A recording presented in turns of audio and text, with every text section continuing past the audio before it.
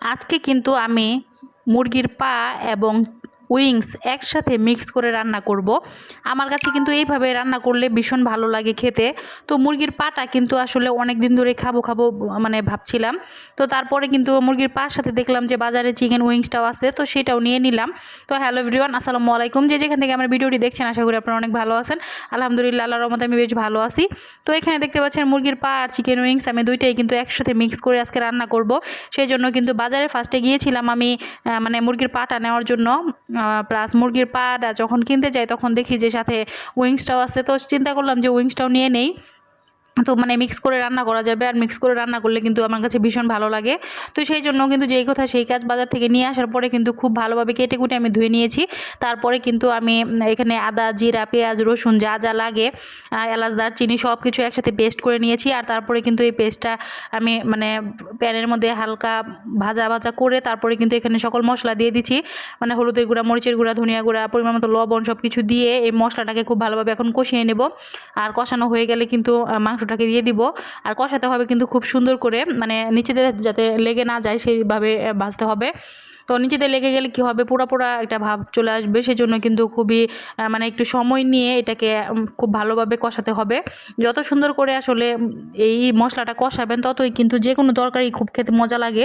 সেজন্য কিন্তু কষানোর উপরে খুব গুরুত্ব দিতে হয়। তো কষানোটাকে কিন্তু দেখতে পাচ্ছেন প্রায় কমপ্লিট। তো উপর থেকে কিন্তু যখন তেলটা ভেসে ওঠে তখন কিন্তু আসলে কষানো কমপ্লিট হয়ে যায়। তো তারপরে কিন্তু এখানে আমি মুরগির পা এবং উইংসটা দিয়ে দিলাম। এখন খুব ভালোভাবে মশলার সাথে মিশিয়ে নিতে হবে। আর তারপরে কিন্তু এটা ঢাকনা দিয়ে ঢেকে দেবো এই পা আর উইংসটাও মানে কষানোর জন্য আর কি। তো 15 থেকে 20 মিনিট এটাকেও খুব ভালোভাবে কষিয়ে নেব। তো যত সুন্দর করে কষাবো ততই কিন্তু খেতে ভালো লাগবে, আমার কাছে ভীষণ ভালো লাগে এভাবে খেলে। তো তারপরে কিন্তু আমি ঢাকনা দিয়ে ঢেকে দেবো। আর ঢেকে দেওয়া হয়ে গেলে কিন্তু কষাবো ভালোভাবে। কষানো হয়ে যাওয়ার পরে কিন্তু আমি পরিমাণ মতো ঝোল দিয়ে দিব। ঝোল দেওয়ার পরে কিন্তু বেশিক্ষণ লাগে না রান্না হইতে, মানে 15 থেকে 20 মিনিটের মধ্যেই কিন্তু এই মানে মুরগির পাটা রান্না হয়ে যায়। আর আমার কাছে এটা খেতে ভীষণ ভালো লাগে। শুধু আমার কাছে না, আমাদের ফ্যামিলিতে যারা যারা আছে সবাই কিন্তু এই পাটা খেতে খুবই পছন্দ করে। আমার কাছে কিন্তু অনেক ভালো লাগে। অনেকেই নাকি মানে মুরগির পাটা খেতে একদমই পছন্দ করে না, বাট আমার কাছে আসলে খুবই ভালো লাগে এটা খেতে। আর উইংসটা তো আরও বেশি ভালো লাগে খেতে। বাট মুরগির যে মাংসটা হয় সেটা কিন্তু আমি একদমই মানে পছন্দ করি না। বিশেষ করে দেশি মুরগির আমার কাছে খুবই পছন্দের, কিন্তু ব্রয়লার মুরগির মানে একদমই অপছন্দের তালিকায়। সেটা আমি খাই না বললেই চলে। বাট যখন বাজারে গিয়ে মাঝে মাঝে মুরগির পাটা নিয়ে আসি আর কি, ব্রয়লার মুরগির, সেগুলো মানে কেজি দরে বিক্রি করে, আর এগুলো খেতে আমার কাছে খুবই ভালো লাগে। সেই জন্য কিন্তু নিয়ে আসি। বাট মাংসটা আমি আসলে পছন্দ করি না, যার কারণে আসলে খাওয়া হয় না।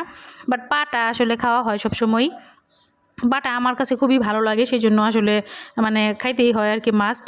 আর এদিকে দেখতে পাচ্ছেন আমার মুরগির মাংসটা মানে প্রায় হওয়ার পথে। কালারটা দেখছেন কি সুন্দর হয়ে গিয়েছে, একদম লাল লাল করে কিন্তু খুব ভালোভাবে আমি ভুনা করে নিয়েছি। এইভাবে ভুনা করলে কিন্তু খেতে খুবই ভালো লাগে। আর এভাবে ভুনা করলে কিন্তু আপনি চাইলে ভাত, রুটি, পোলাও সব কিছুর সাথে খেতে পারবেন, দুর্দান্ত হয় খেলে। আর আজকের ভিডিওটি কেমন লাগলো অবশ্যই কমেন্ট করে জানাতে পারেন। আর আজকের মতো এই পর্যন্তই। কালারটা দেখেন কি সুন্দর হয়েছে, মানে খুবই লোভনীয় একটা কালার। তো সবাই ভালো থাকবেন, সুস্থ থাকবেন। আল্লাহ হাফেজ।